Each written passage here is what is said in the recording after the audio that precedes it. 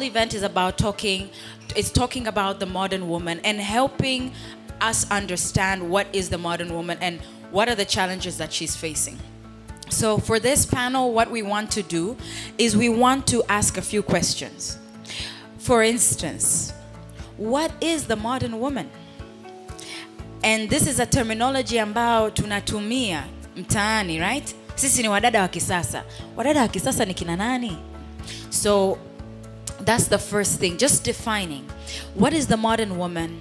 Who is she? What does she do? What is she like? And then what are the challenges that this modern woman is facing, right? I am going to tell you why I selected these women on this panel. Every woman who is sitting up here is representing a particular perspective. Jamani, how many women do you know that are shaking things in the mining space? Migodini, wanawake wako wangapi? So, Mecltilder, we really, really appreciate you being here. She's also a wife, so we want you to also bring that perspective. You are a businesswoman, you are a wife. Then I have Margareth Thambikeni. The reason why I asked her to join this panel is because actually Margie works with children and has been working with children for the last good number of years. She will be able to introduce herself better. Okay? So we're gonna hear it from her angle. But she's also a mom of one beautiful daughter. But also I have Miss Aileen Peter. Man, I really honor the places that this woman sits. She is a proper career woman. She has scaled to the top ladders of the biggest like telecom companies in this country. If you're talking about Tigo, if you're talking about Vodacom, Nimbos. Then I have my beautiful mother, Mama Rose Shayo, doctor, PhD holder, senior lecturer at the University of Dar es Salaam. And as you introduce yourself, I want you to share what do you define a modern woman is, and how do you think modernism is affecting the woman? My name is Rose Shayo. I happen to be married to a very, very, very brilliant guy, a professor. Second, when I got married, I was blessed with 4 kids. Na katika hiyo kuwa married na kupata wajukuu, I thank God. And now, as a teacher, what do I do? I teach gender. I do gender analysis in the development economics. You are tempted to discuss about feminism. I got it. But I'm saying, try to learn and appreciate history. Because these struggles, what you are talking here, we talked over it since I joined the movement. It's the same talking. But now it's being taught, you are talking about modern girls. We old people, we started. And somebody said correctly, we have not gone far. So what is the problem? So feminism, to put it right, there is no one feminism. There are many feminisms. Because it's about your belief in trying to help women to get out of those problems. So even men, they can be feminists. So we don't have to punish or blame them. Some of them are very much concerned about what they see, about the women's problems. My father did not go to school, but he knew that if I go to school, I can make a difference. He's a feminist. Although he will not say it, but he was a feminist. And I really appreciate him so. Kwa hiyo, we have to know that there are many brands of feminism, and as a teacher, there are the major ones. Maybe we can talk about 3. The feminists, so we can discover where we are. One group are the so-called liberal, who are more concerned about equality. Why there is no equality between men and women? Here we are saying, I come from work, I go, I do this, my husband is sitting. Oh, God. What is the problem? If he comes to the kitchen, you also complain. He's always in the kitchen. You cannot do your things. Yeah? If he's eating too much. If he sleeps, he's sleeping too much. We're also making them become uncomfortable. There are some men who are saying, I don't want to stay home because it's all being blamed. We mwanaume suruali, ndio mnavyosema siku hizi, eh? Kwa hiyo those negative, derogatory words, they make them uneasy. And they're coming from us who want equality, but what equality? We've not defined what is equality. So that is what you call, the first brand is about equality, equity. Those kind of people are concerned about seeing equality about men and women. Equity is about being fair. And I'm saying now we should also, as modern young girls, should be fair to ourselves. Look at the type of jobs your men are doing, your brothers are doing, and even think of them when they come home. Jamani, wanaume wengine wana hustle. Kiasi kwamba inabidi tuwahurumie. Si mnajua, eh? Kwa hiyo kuna another brand of feminists ambao wanasema standpoint feminism. Look at why are they doing that? Kwa nini mwanamume wako akai ndani? Who is the problem? Ni yeye au ni wewe? Look at those who are saying, mimi nataka watoto lakini sitaki kuwa na mtu. Ni tatizo. Kwa sababu the equation Mungu ameumba mwanamke mwanamume. Sasa kwa nini anasema mimi nataka mtoto sitaki mwanamume? Tumsaidie mental health issues hizo. Ni shida. Mama asante. Amazing, amazing. Yani mama amekuja amejaza mapengo. Maana sisi tumeongelea mwanzoni on feminism. Kumbe feminism yenyewe, it's so broad, and we love that she's coming to teach us as a gender specialist. Thank you so much. Mrs. Aileen Peter. Okay, thank you very much. I don't know how to introduce myself because Mama have already introduced me a little bit. My name is Aileen Peter Mena, married to Shayo's family. Wow. To the one son of this wonderful woman here. So I'm a mother of twins. My career has been in telecom for 14 years, but worked in different 11 roles. I've worked with Tigo before and currently with Vodacom. I've never applied for a single role. I'm grateful. So it is about change. It's about being poached. Even from Tigo, I was poached by Vodacom to join. So I believe the transformation when it comes to modern, traditional to modern, it's about being an agent of change. Being an agent of change, it has different dynamics, and because it has different dynamics, it's around mindset shift, as well as it's about technological evolution. So that's how I can put it. Yes. Wow, amazing. Thank you so much. Yes, Miss Margaret. Okay, hi everyone. My name is Margaret, but everybody calls me Margie. So currently, I have the privilege of teaching. It's not where I've always been. I have a background in business. So, modernism. That is such a broad question to me as a teacher. But I think, briefly put, I would say there's a fine line between what we define as modernism and the trending.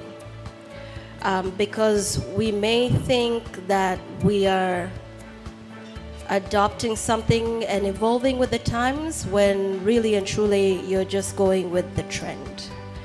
And I say that because, as she said, as a teacher, I get to see the overflow in the children.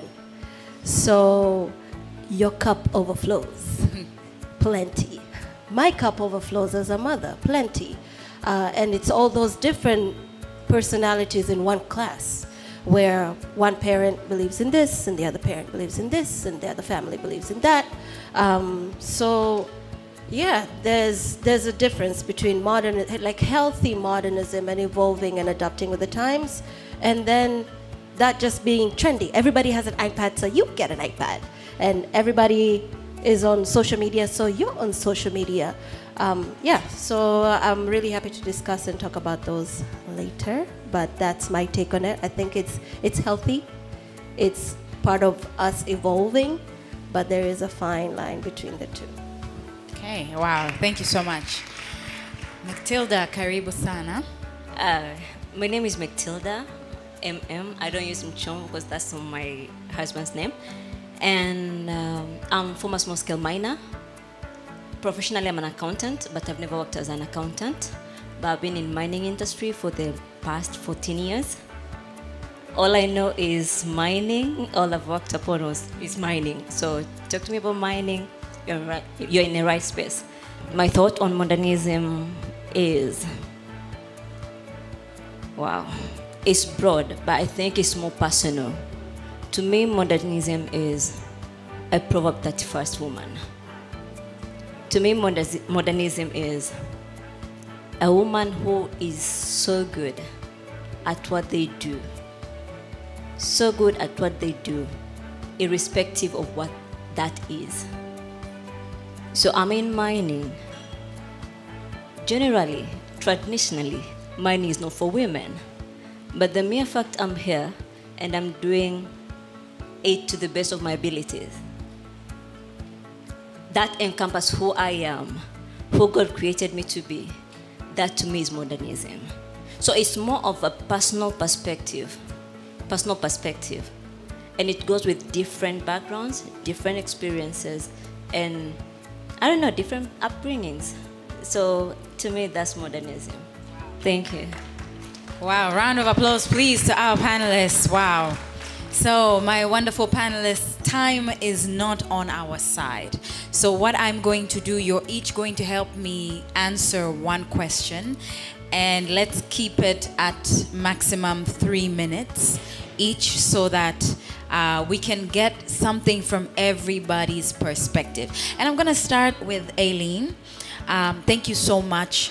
You've talked about your career, and I love what you shared about your career, that, you know, one, you did not have to sleep your way up there, which I think is what most people have the perspective of the modern woman, that I have to be loose and, you know, some, you know, single woman. No. Like, you are a mother, you're a wife, you're settled, you have your home, you're running your family, which is so beautiful to see a woman do well in her career and still have a family.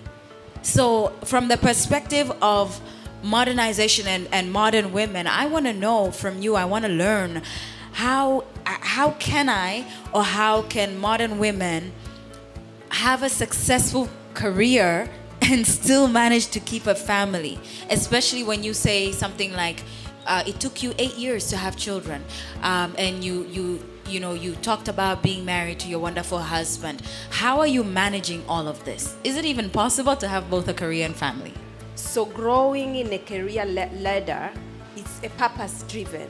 It's not just growth. For me, it's about service. I take my career as service, and when I take my career as service, I give it all. The fact is, I grew from a call center agent. I believe you all know call center agent, what it is.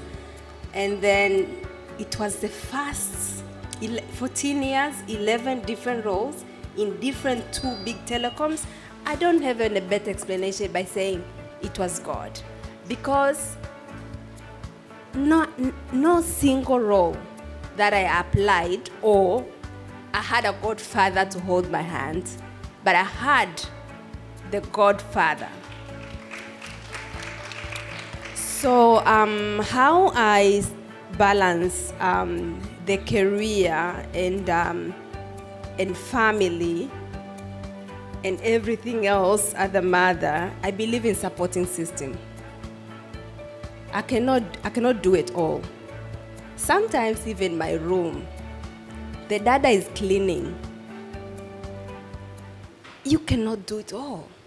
Sometimes you just need a very strong supporting system that you can trust, that you can build, that you can mentor. even the dada. For example, right now, I have a dada whereby when my kids go to school, she goes to school as well. She wants to be a teacher, okay? And why am I saying that she wants to be is something that she loves doing. I see her growing, being a teacher. And now, okay, maybe I'm late. I don't have even time to do homeworks with my kids. The teacher is doing the homeworks with the kids at home. So you have to ask God smartly to help you to see how do you really manage your ecosystem. But at the end of the day, you say, you know what, Bibi, are you around?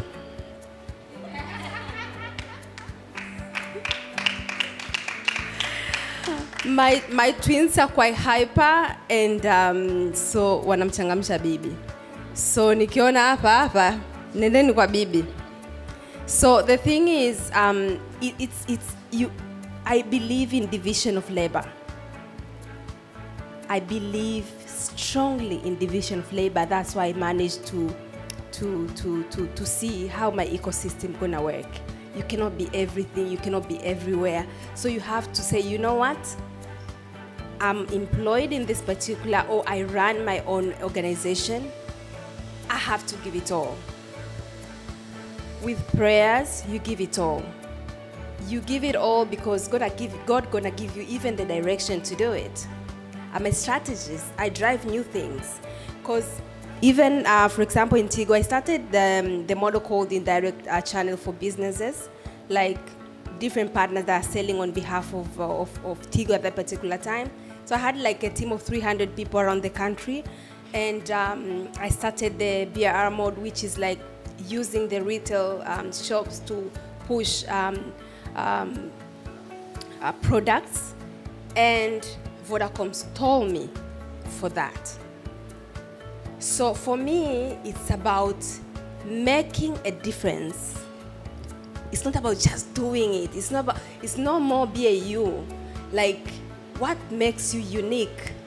So you cannot be unique by deciding to be unique, but you have to be unique, guided. For Christians, we say we are guided by the Holy Spirit. That's a fact. That's a fact. Inside, there's something telling you, you know what? Go this direction. You never go wrong. That's a fact. Wow. Round of applause, please. That is so beautiful. Amazing, amazing, amazing.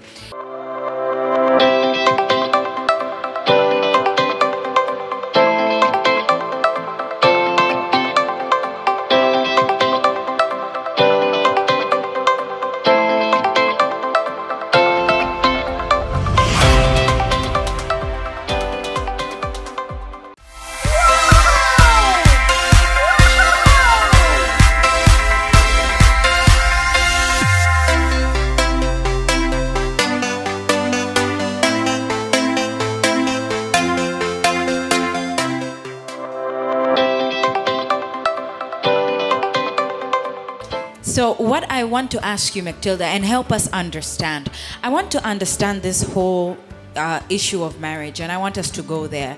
I want the modern women, let's talk, can we talk about it? Can we talk about it? Can we talk about marriage in the modern time? So, mimi naomba nikuulize. Kwanza umesema ni co-founder na baba.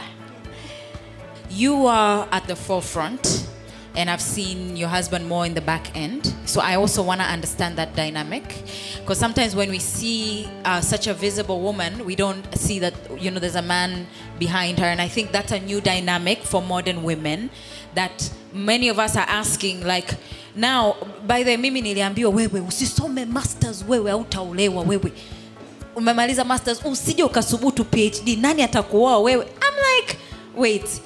Kwa hiyo, as a woman who is successful, is it true kwamba I will not find a man to support me? But also, why is it, like, does it have to be kwamba in marriage one of us has to be successful, the other, yani, ebu tusaidie tuelewe what does marriage in the modern day look like? And then how do you guys maintain that balance and still keep afloat the business and still be successful and not compete? And then do you submit? Mi naomba niachie hapo Mecltilder. Asante sana Bahati. Kichwani kwangu nasema niwaambie ukweli au waambie ukweli. Okay. That's a very tricky one, eh? That's a very tricky one. So, marriage in the modern world. I do work with my husband as my business partner. But before I go there, let me just take you to a story time how he became my business partner, right? Ili tuwe kwenye mstari mmoja. Quickly. So, nimemaliza University of Dar es Salaam, niko mwaka wangu wa pili. Kwa mwaka wangu wa pili nikaenda kwenye prayer meeting. After prayer meeting on Saturday, tuna mtindo wa kunywa chai. Sawa. Lakini sasa wewe si ndo mdogo. What you do, you serve the elders. So I was there serving the elders tea and all that. As I was serving them, I overheard our leading pastor saying, "Do you know Africa is blessed with so much? Do you know Tanzania is covered in gold?" I was like, "Wait, what's up? Gold?" So that kind of dropped a thing in my heart. So instead of going to bring more cups, I was there just moving around, trying to eavesdrop more. Like, what is this? What is this? Huh? My mom was like, "Make it just go, bring more cups and all that." I was like, I was like, "Pastor, tell me, what do you mean that Tanzania is covered in gold?" And then he went like, "You know, in Morogoro, you can get gold." I was like, "Morogoro, where exactly?" So he told me. I was like, "Do you know someone in Morogoro?" He was like, yes, I've ministered for a certain family there and all that. So in second year, in my heart, it was like, no, I'm doing accounting, but I'll be going to do gold. So that's how this whole idea dropped in my heart, right? So it wasn't out of any other thing. So after the university, third year, I served all my meal allowances, boom, from TUO. After serving the meal allowances, after that, I did my final university exams, and then I went back home. Now I was there thinking, how am I telling my parents that I'm going to go to the mines? For them to allow, I'm a girl. I don't know where I'm going. I just had Morogoro, there is gold. I want to do that gold thing. Hallelujah.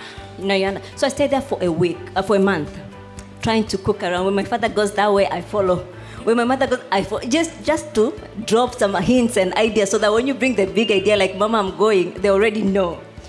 And then when I first went there, I carried all my bags, all my clothes. I went to Morogoro. That story for another time, how I went there and all that. So when I was there, I did my first 3 months. I'm entrepreneurial. I learned from my mother since when I was 9. So I thought what Mchungaji said was the same as buying tomatoes and sell tomatoes. I sold vegetables to bankers here. I sold cupcakes in town. By the way, if you have ever been in town and saw those young ladies wearing kanga and slippers in town, I was one of them because I grew up here. So it was easy for me, the buy and sell thing. But going down the ground, it wasn't the same thing.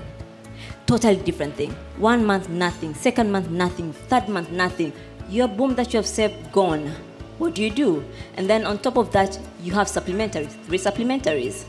You have to come back to town. So it was a crazy part. So when I came back to town after all that, story for another day, that part. I went to my business, to Julius, my husband, to borrow some money for the following trip to the mines. Mnajifunza? I didn't go there for another thing. So they had a lending business and all that. So I went there for that. Reaching there, as I was talking to him, he went like, there were 3 of them. He went like, "Do you know I'm planning to do mining the next 5 years? And that's my plans and all that." But I needed money because that's all I needed. I was like, "Listen, you see this is sapphire, Google sapphire. You see this is ruby, Google ruby. You see this is amethyst." So I went like that. So if you want to go into mining, this is the time and this is your sign. So give me the money. Lend me the money, because even after 5 years, you'll come and find me here, and I'll be able to help you. So that's how I met him. For some reason, I mined in Tanzania, Mozambique. So I went to Mozambique, another catastrophic story. Then when I came back, I needed more money. So I went to him. I don't know what happened, that guy, I don't know what happened. He was like, I think 5 years is a long time. Let me just join forces. So we became partners in that. He sold all he had, land and everything to bring money into the business. We went to the mines with him. We lost everything over and over and over and over and over and over. So he was my business partner. He had a girlfriend. I had a crush. So do you understand my point where it didn't start as we were doing business as husband and wife and all that. It didn't start like that. So we went to business as he had someone. I had a crush on this other guy. You know, my heart was all full of this other guy and all that. As we go through the process, we lose, we win, we lose, we lose, we win. At some point, some shit happened. Some things happened. He left this other girl and all that and all that. But later on, even the pastor came to us because pastor was praying for me to get a godly husband and him to get a good wife. So he asked, do we still continue to pray for this thing? After 5 years of doing business together, I was like, hey.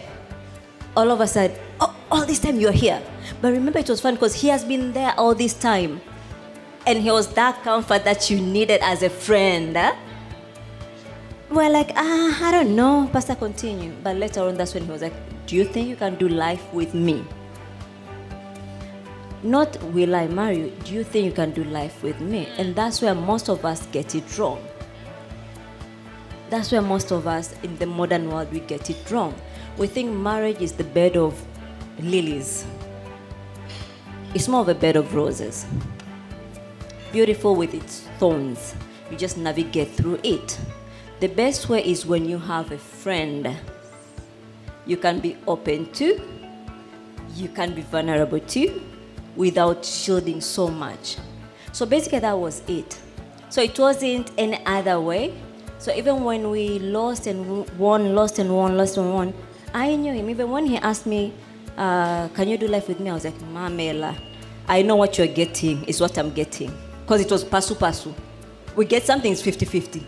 That's how, business partner, that's how it is. So it was pasu. And then now the guy wants to marry. Wow. Now I know the pocket. Remember, you know the pocket. You know that's where he gets the money to take you out. You know mepata 10,000, amechukua 5,000, amechukua 5,000. Mnajua na hapo ndo tulipoanzia. Unajua amepata 20,000, anakupa 10,000 yako, anabaki na 10,000 yake. Na still 10,000 yake ataenda kukupeleka ukale chips mayai. You know, so that's where we started. That's how we started. That's why I usually tell people friendship is better than any other thing when it comes to marriage, when it comes to strong marriage foundation for ndoa. So doing business as couples is not for fainted hearts. It's not for fainted hearts. Because what happens, you mess it up in the house, you bring it in the office. You mess up in the office, you take it in the house. And then if you're not with a matured, if you don't have the maturity that is needed, mtavunjana. Hamna atakayemvunja mwenzake, mtavunjana. Kwa sababu the moment you tear down mtu mwingine, na wewe unakuwa torn.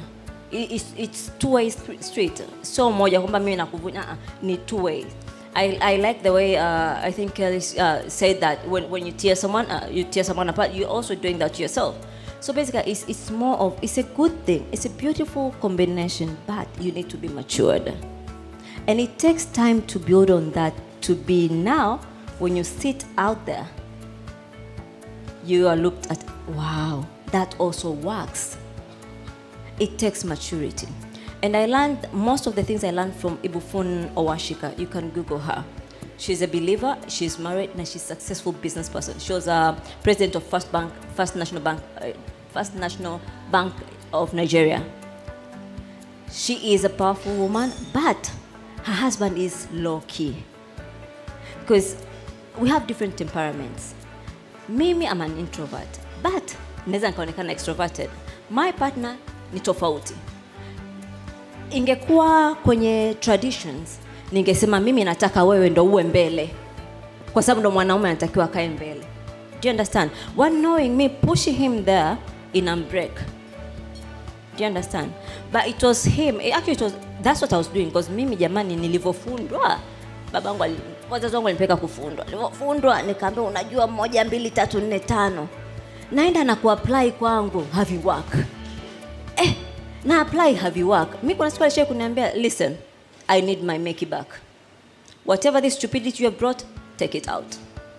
Na nimefundwa na pesa zimetolewa. So yani it's not one size fits all. So it comes with here kwamba kujua nyie wewe una nini na yeye ana nini, and then you sit down and agree. It was him who said, listen, you're good at this. I think you're good at this. Do that. I was like, what will people say?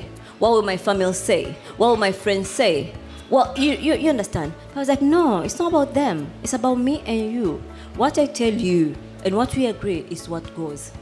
So basically that's how it was. And he's the person who says, kuna hii role, emfata. And he pushes you and I push him. Amazing. So it's both ways. Wow. I think all of us, at least for us, we have plans. I saw women being dreamy. Like, where do they find them? Huyo ulimpata wapi? Migodini. Jamani, kama mlikuwa mnasikiliza, kuna vitu vya muhimu alivisema. Cha kwanza alisema gold. But I think what I picked up from her story, and this is so powerful, Mecltilder, thank you for sharing, is the element of partnership, which for them even began before marriage. And I think with modernization and this modern life, I think what modernity is introducing that is actually making marriage tricky is that with modernity, there is an element of selfishness.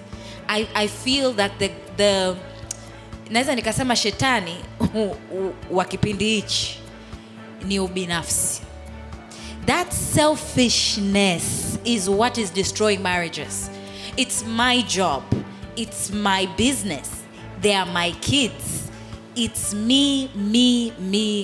So I love in your story, kwanza mimi yani I really want to applaud the pastor. Jamani wanawake ambao mnaendelea kuombea vitu ambavyo kuna vitu ambavyo najua sio maombi tena ni solution. I think I want to come to Margie, or they call her Miss Thambikeni at school. I want to ask a fundamental question. Ameongea Aileen kuhusu career and balancing career and mom life and building a support system. Mecltilder amekuja ameongea angle ya marriage. I would like for you to help us understand the children's perspective. So I want to understand this career woman, because this career woman still has to be a mom. Not all of them. Not everyone is called to be a mom, but every woman has the potential to be a mother because you are carrying a womb, which means that you must understand what this responsibility comes with.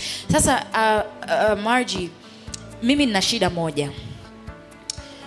Jamani wanawake wa kisasa. The truth is they don't have time for their children. And I'm not talking about every woman. I want to generalize ili tujifunze. What effects do you see in children, the children that you're teaching, and give us even practical examples? Karibu sana. That's a heavy question. Because I'm still learning as I'm growing. Let me start by saying I'm a Christian. I fundamentally believe that you need a faith foundation as a parent. First of all, you need to believe in something before you go ahead and be any parent. You have to believe in something, because those that are coming after you believe in you, right? That's all they know. So maybe if I can put it in a little bit of time, women, you have such a powerful force of influence over your children. Naturally, you influence them. Even if you are not saying anything, you influence them in what you do, in what you don't do. You influence them. Because when you tell them, I love you, and they tell you, Mom, I love you, it's two different things. Their love that they're talking about is more of, I need this person absolutely to survive. That's them. That's why you see babies when they don't have their parents, they get a little frantic and they panic. So that kind of goes on until they're really adults. And so here is where comes the challenge. I make time to be there when I'm putting them to bed. That's training. I'm balancing like what she's doing. The dad is going to school, so they have someone to do homework with them. That's training, you know. And a practical example would be when you see children playing, and for example, one gets hurt. You will see the different trainings they have. Because some of them will go to the other child that's hurt and say, okay, let's call him Bob. Bob got hurt because they were playing and he fell. And he's blaming now Ellie. Ellie pushed me and whatever kids do. So here comes Mary, and she will be all about comforting him. It's okay, it's gonna be better, you can go do this. And they give each other advice and little things that they could do. Where are they getting it from? It's the training. So as we sit, as whatever woman you choose to be, traditional, modern, just remember that you hold that influence over your child whether you like it or not. And it is your job, actually, to train them. That's your job. And because it's your job, we need to make time for it. We need to parent intentionally. We need to parent intentionally. That is where you're going to see the change in the kids. And you will not see it today. You won't. You won't see it tomorrow. You won't. And sometimes it's like, oh, I'm so tired. I've done so much for this kid, but they're not getting it. But they are. They really are. We see it in class all the time when we have to put like all these big shows and we invite you parents to come, and the first class, one is jumping, the other one bit someone, and we think it's not gonna work. But at the end of the day, they stand there and they're so proud to present this to their parents. They're very proud to see that Mom and Dad is here and they can see me perform this because you have an influence over them. So it's no longer so much of, I'm giving them what I didn't have because I love them. No, it needs to be about, I am giving this boy or girl what they need to get where they need to get, right? So you're not parenting backwards, because if you're giving them what you didn't have, you're looking back. I never had this. I didn't have a TV. I never had an iPad. I never had a phone. I never had this. I didn't go to an international school. You're looking backwards. It's like you're walking backwards, but you can't. Look at your child. What is unique about them? What are their interests? What are they good at? What do they love? What is it that you do and they're like this? You know, there are certain things you do and they'll be, not all the kids, some of them will just be there like, I just want to be there, you know? And harness that and give them what they need to where they are going, because actually that's your future. So you could do all these beautiful, wonderful things, lakini at the end of the day, kama your future, you're not investing in it, uko mbele, you're really almost like killing the foundation that, and you're building heavy things on top. It's looking at it like that. Your foundation's not stable and you're building heavy things on top, and I'm getting this for my kids so that I'm getting this, but there's no foundation. So huko mbele, it'll be very hard for them to stand, you know. So that's in the little that I can say. I just do want you to add on some of the experience that you've had with children, because there are some instances that I can say where unaona apa mama kachemka. And we're not saying this in any way to bash women, because to be honest, there are women who are going through a lot and they're doing the most. But we're doing this to also see where are the holes and the gaps that we as women and as mothers tunaweza kuwa tunaziacha, and we need to be aware of it. Kwa mfano, unakuta mtoto anakuja shuleni hana soksi.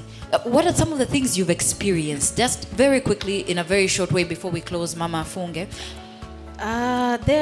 Where can we improve? There are so many scenarios. I always say this to my daughter. She always comes at me with, you're supposed to be nice. And I ask her, what is nice? You know, I'm supposed to parent you. That's what I'm supposed to do. Doesn't mean that I'm being nice. I have to be in your business because I need to know. I need to see who you're talking to. What are you wearing? To the inside, socks and everything. So yes, we have seen kids who come, socks is metoboka. Actually, ataitoboa kabisa, atavaa kama a band. Atavaa kama a band, and then they'll put in the shoe, and then it's a game, you know. And then we've seen kids who come with digital devices that they have no business having at that age, and it's really hard to communicate to the parent that it's very detrimental to the child, actually, especially because you are not home a lot. Nobody is there to supervise them, and they are good with the electronics. Do not ever make the mistake of underestimating them with electronics. They are phenomenal. They are really good. So how do you now go to mom and tell them that it's a little early for this iPad because they're not coming at home, at school, and talking about Bridgerton? Yeah, and they're like in grade 4 or 5. Yeah, so, you know, yeah, be in the business, be in the business. Those are just little excuses. Or you can find kids ana tabia kudokoa. Where did they get that from? Kaka au dada anakuambia, anaweza kuambia dada anafanyaga nani, mom knows nothing. Mom knows nothing. Tena most of the times mom or dad ukiwaambia anakata kata haiwezekani. Huyu mtoto wangu haiwezekani. Wangu sio mwizi mimi. Huyo. Nyie afu sasa anaambia sasa no. Nyie ndio umeshindwa kumsupervise, ndio maana amepata muda wa kufanya hivi na hivi na hivi. So hizo ndio changamoto ambazo kama walimu tunapataga kwa sababu we see it happening and we try to intervene, lakini it's that thing of, like she was saying, it's a personal thing. Someone may feel strongly that a modern family needs to have these things. In my family, we have them. They've gotten an A in math, so I will give them. And that's their personal conviction almost. So when you come and tell them that, don't do that, it's like you are almost wrecking what their beliefs. You're imposing and almost like unamvamia. Sometimes it's kama unamvamia, but really and truly, you mean the best. You mean the best. So hizo ni changamoto chache tu. Hizo examples zote nizosema ni watoto wa primary. Zote. Mwingine alidokoa mpaka James akadokoa. Afu, you know, you have to use wisdom and get them to return them without crushing the child's self-esteem. Lakini, you know, and it happens. And the beautiful thing about children is that they are trainable. Yeah. They are very trainable. Yeah. So when you put them in an environment where you are really training them, they mold and they shape into something else. That's right. Yeah, so that's in amazing. short, Thank you so much for that perspective. Jamani, kina mama tupo. Tumesikia, tumeelewa. Yeah, that's really beautiful the way she's put it, because I think one of the ways that children are trained, unajua watoto, training is not just what is said. The biggest form of training is your behavior. And children are very honest. What reflect your behavior 100%. 100%. Naomba nimalizie hapa. So I'm going to welcome my mother, Mama Shayo, Dr. Rose. Naomba utumalizie na hili swali. Mimi nataka nijue, on behalf of the modern women who are here, we are now wrapping up the event. Tumesikia mengi. My question is this: have roles changed in society for women? I want you to help us understand, as a mother, as a grandmother, lakini pia kama mwalimu. Je, kweli roles zimebadilika kwa mwanamke? Does it mean mimi kama modern woman, I don't have to go to the kitchen anymore and cook? Please help me.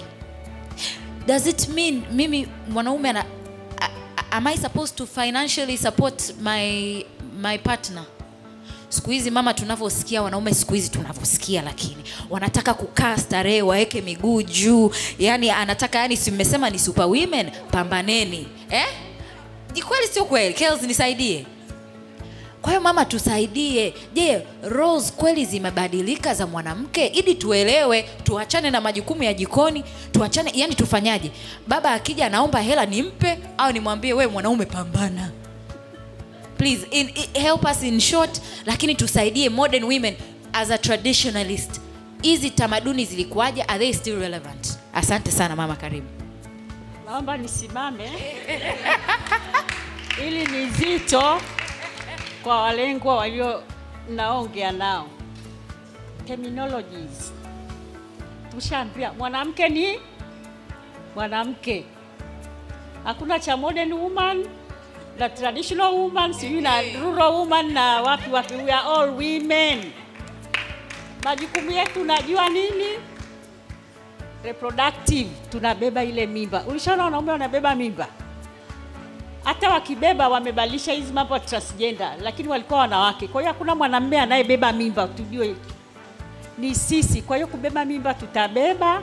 Na katika hii modernity kuna wengine wanaona zile hustle ni kubwa sana, wanaenda kwenye surrogate. Si ndio jamani? Nataka watoto lakini nakulipa ni bebe. Ndio modernity hiyo. Nataka kuzaa. Kuzaa ni kuchungu, ni adhabu ya Mungu kwamba tutazaa kwa uchungu. Wamama sasa wataki kuzaa. Anamwambia daktari, mimi zikikaribia C-section. Si ndio?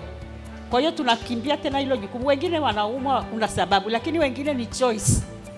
Kabisa mimi sitanyonyesha kwa sababu nikinyonyesha maziwa yatakwenda sijui saa ngapi. Lakini kunyonyesha ni jukumu la nini?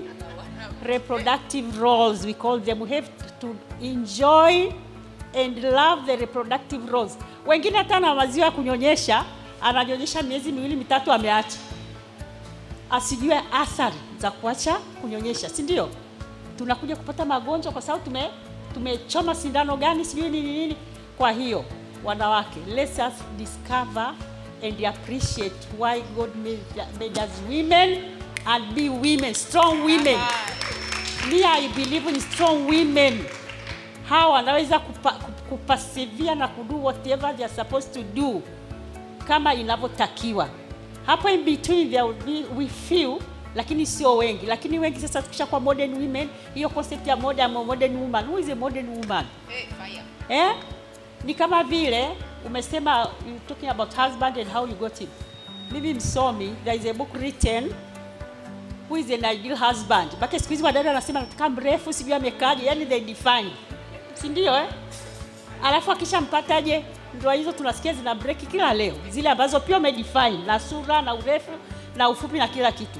Lakini hakuna mwanamke mwema. Nani anaweza kumuona sifa za mwanamke? Mungu ndiye anayezijua. Kwa sababu beauty is in the eye of the beholder. Kwa hiyo kila mwanamke ni mzuri kwa sababu Mungu alivyoumba aliwaona ni wazuri akatupa huku duniani na tunaonekana. Mwanamke mzuri akivaa vizuri, akala vizuri. Mimi hapa mzee jamani, si mnaniona? Uzee uko wapi hapa? Kwa sababu binti yangu hapo. Mama unaenda mbele za watu, acha nije kidogo nikuweke sawa ili na mimi nisikie vizuri. Upendo ule. Kwa hiyo a woman should know herself na position yake. Niwape mfano. Kule Uganda, they used to have a prime minister, a woman. Yule mama alipoenda nyumbani na mume wake huko, wakakorofishana ndani huko, baba akampiga yule prime minister, ambaye ni mke wa yule, ni prime minister lakini ni mke wa baba fulani ambaye ana tacheo. Nchi kazizima, prime minister amepigwa. Yule baba akasema ni mke wangu na nimempigia huko kwa kosa fulani, akajieleza. Na wanaume wakasema hata ingekuwa kwangu ningempiga kwa sababu ameleta ofisi nyumbani. Kwa hiyo ina maana gani? Sisi modern woman, whatever we are doing, entrepreneurship, lazima baadaye ikifika utambue kwamba you are the mother, you are the wife. Our identity ni dada wa fulani, ni sijui bibi, yani your identities zote is only one which is active at one particular time. Kwa hiyo in the role of a mother. Jaribu kuuliza, hivi what is it to be a mother? Wamama tunatakiwa tufanye nini? Ufanye vyote kama inavyotakiwa. Kama utaandaa agenda yako, sio kujichoshe, lakini ukiwa smart na time management. It's all about time management. Nitafanya nini kwa wakati gani? Kwa ajili ya mume wangu, kwa ajili ya mtoto wangu, kwa ajili yangu mimi mwenyewe. Si lazima ujipende na wewe. Hata wewe mwenyewe find space for you. Kwa mkwe wangu, kwa nani, na kila mtu afit kwenye ile equation ya 24 hours. Nasema we don't have more than 24 hours. Panga. Kama utamshughulikia mama mkwe Jumapili, do it. Kama watoto ni everyday, kama yani find space for everyone. Ili maisha ya reproduction, mambo haya ya uzazi na kuendeleza uzazi tuyaepuke. Sasa hivi niwaambie, kuna wanaume wengine hao mnalala nao wamechoka. Mama anasema sinyonyeshi, mpe mtoto maziwa yako. Yaani kwamba eti anyonyeshe maziwa yapo, lakini anambia mzee mtoto ameamka. Jamani, mwanamke gani huyu? Ni ajili woman. Kwa hiyo nasema modern women tumeweka vitu vyetu wenyewe vya kutufurahisha sisi. Baba mwingine akawa pia na watoto wakubwa kigoli, mifano unayoisema. Akawa anamwambia mume wake, nenda kawaamshe watoto ukawakojoleshe. Ukojolesha hizo watoto kuna muda wasikojoe kitandani. Hawavai tena nepi. Mzee akienda ndio huyo anawaharibu, mume wako anaharibu watoto. Na wao melala hapo, mzee wamekojoa vizuri, wamekojoa vizuri. Kumbe naye ameshafanya vitu vyake. Kwa hiyo sio tu strangers kwenye mambo haya ya violence tunayoongea. Hata mtoto wa kufika, hata wale hata kijana wa kazi, no, hakuna mtoto yuko safe sasa hivi. Hata driver anayempeleka mtoto shule, yani wote kuwa careful, ucheck. Lakini uwe na mtoto anakupa feedback. Juzi tu nilikuwa naongea mama mmoja akasema mtoto wake ni mdogo lakini anakaa na dada. Lakini alipomvua pampers akitoka kazini kila siku anasema namvua na mwangalia. Akaona anajikuna tena wanalangojea wanasema kwa bibi. Umeelewa Sasa akapiga simama, nimeona mtoto wangu anafanya kwa bibi. Maana kuna hiyo communication, sio lazima useme wazi Nikamwambia what? Nikasema mtoto mbona ni mdogo sana. Kwa hiyo ina maana dada anamfanyia vitu vibaya au nani uko ndani. Nikamwambia kwa sababu mambo ya usomi, mpeleke hospitali kwanza kacheck. Alivyoenda kweli hajafanywa kitu, lakini ana UTI kwa sababu dada anamwachia pampers muda mrefu. Lakini suluhisha assume ni kitu kingine. Kwa hiyo I'm saying be there for your child. Mdogo, mkubwa. Rafiki yangu mwingine alikuwa anasema mimi nawacheki na wakagua mara moja kwa wiki na waogesha, lakini nafanya na kuangalia wale ambao hawajapevuka wale. Unawacheki kwa sababu watoto hawa siku hizi ndio hao tunawapet kama anavyosema. TV nyumbani, hivi vitabu vya kusoma, simu saa zote. Wanaona jamani. Wanaona. Siku moja mama mmoja akaniambia niliangalia katuni ya watoto. Lakini akafika mahali wale katuni wanakisiana, wanalala. Akasema yule mama akasema, nikazima chap, nikamwambia tukachange activity. Lakini akaja kuniambia kumbe sisi wenyewe ndio tunawa expose watoto kwa kuwa busy. Kwa hiyo what I'm saying, discover yourself, your strengths na weaknesses. Kule ambako unaweza subcontract, do it, lakini uwe na muda. Kama ni week, once per week, lakini kuwe na muda. Hata huyo mume wako, hakuna kitu watu wanachukia wanaume kama uko wapi, umekula, kwani wale ni watoto, kwani walikuwa hawali kabla tujakutana nao? Mpaka nije una monitor umekula, sijui umeenda wapi. Ni watu wazima. Tafuta vitu vya msingi vya kuconnect na mume wako. Kwa sababu kwa vyovyote there is no ideal husband. Wote wanafanya hivyo vitu. Kwa hiyo wewe look for other things that can make akuzoe, akupende. Kwa sababu kana wewe unatongozwa mara ngapi? Kwani unaenda unamwambia leo nimetongozwa? Si unajikausha. Kwa hiyo na yeye hatokuambia, utahangaika tu na wasiwasi. Mama mmoja rafiki yangu akaambiwa mume wake anatembea na secretary. Kwa hiyo akasema wewe njoo, yani uko kwenye kula lunch, watu wakamwambia njoo amekuja.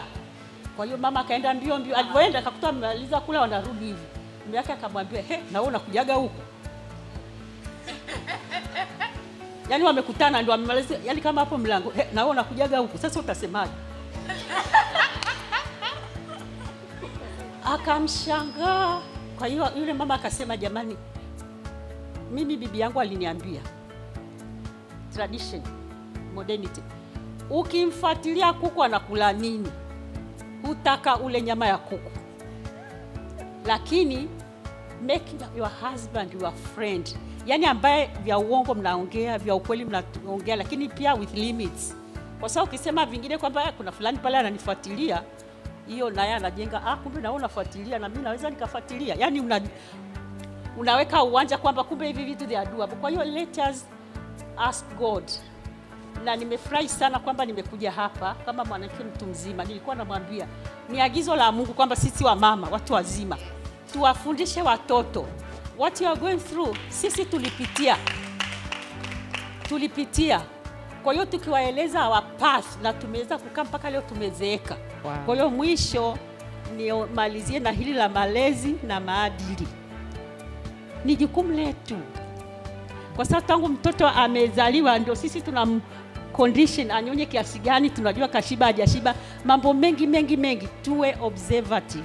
Yani unamobserve, akibadilika unajua, akifanya hivi unajua. Tusiwaachie hao. Hata mwali wangu si ana support, lakini jukumu la kulea watoto spiritually ni la kwake. Namwambia mimi nisije nikawalea zamani. Kwa hiyo kuna mambo tutamsaidia, lakini tuelevo. Kwa hiyo tujidiscover kwamba mambo matatu muhimu lazima tuyakamilishe. Na la mwisho ndio hilo, kumtanguliza Mungu. Kumwombea mume wako, kuombea watoto wako, kuombea familia yako, ili wamjue Mungu. Sijali ni Mungu wa Kristo au Muislamu, lakini amjue Mungu. Maana hofu ya Mungu ndio chanzo cha maarifa yote. Wow. Na tukifanya hivyo ndoa zetu zitakuwa salama. Kwa hiyo hakuna cha modernity. Hata mimi nilikuwa kama nyie, sasa hivi naendelea kutembea. Kuna na siku nitakuwa bibi zaidi, lakini I'm still a woman. Wow, round of applause jamani. Mama.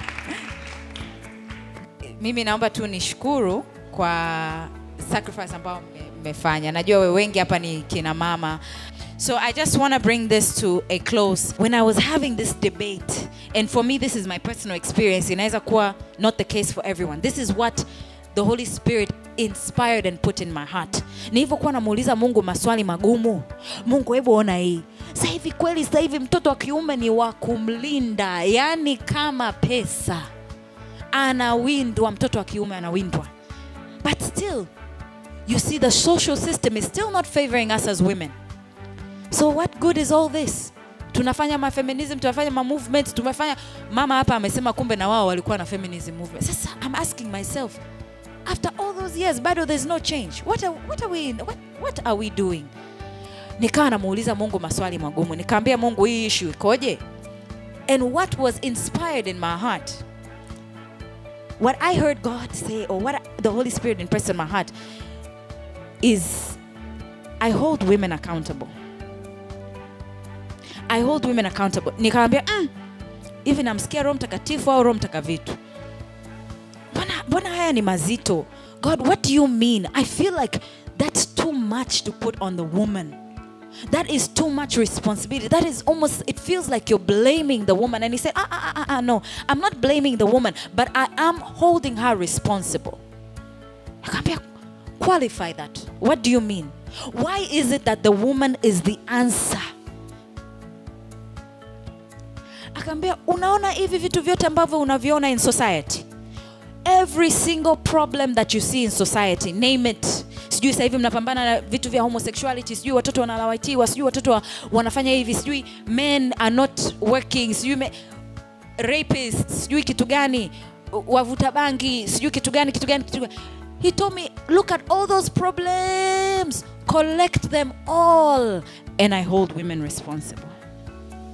I said, what? What do you mean? And then how do I go and tell this to women? Unaona mnavyoniangalia sasa hivi? How do I go and tell this to women wanielewe? But I'm going to share with you what he made me understand. Hopefully you'll understand. You might not understand me. But he said, I hold women responsible because they were supposed to partner with me to fix it. I hold women responsible because I depended on them to fix it. And how did I depend on them to fix it? Who gave birth to the rapist? Who gave birth to the drug dealer? Who gave birth to that child that has no idea who they were? So I hold women responsible. For every problem you see in society, there's a woman who has the answer. Women, we must rise up not to fight for equality with men because we were already equal, but we are different. We must rise up because God created us to be helper.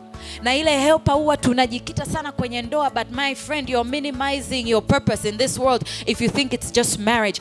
Helper.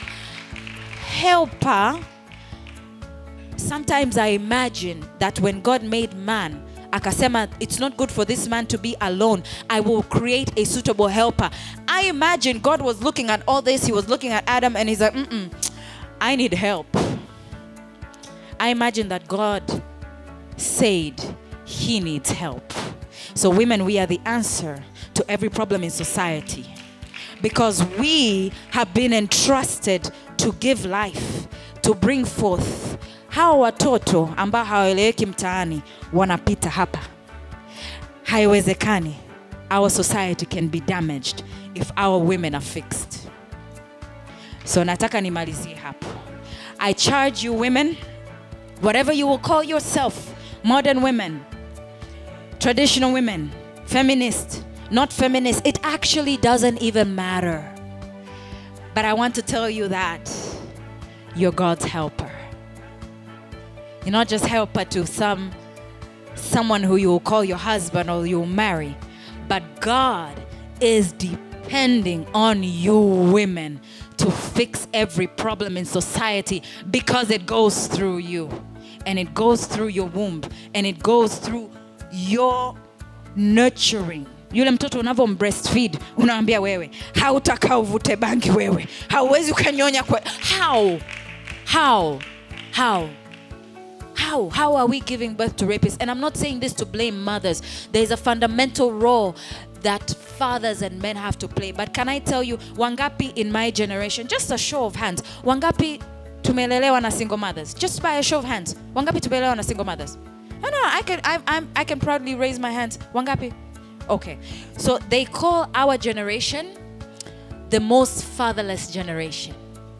They call our generation the most fatherless generation. And what I want to open your eyes is that many of you don't understand that was a strategic assassination of the man and his role. Nilikaa nikauliza, hivi kwani kile kizazi cha baba zetu waliingiliwa na pepo moja au maana yani kila mtu kikaa naye story ni ile ile. What happened?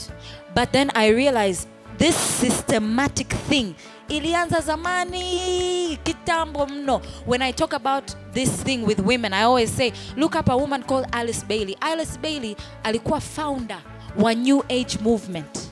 Alice Bailey came up with 10 steps to destroy and remove God out of society. Nenda kasome hizo 10 steps. Hizo 10 steps is the reality we are currently living in. Over-sexualize the woman.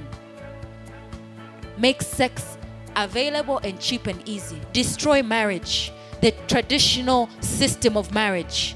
And then make parents lose control over their children. Put perversion in the media. Nenda kasome. So you people think we are free. You're not free. You're working according to Alice Bailey's plan. And it's working. She wrote a plan and we are living it in the 21st century. But it also tells me that's how powerful women are. So women, you have the answer to the problems in society because you are in position to fix it. Mungu abariki sana.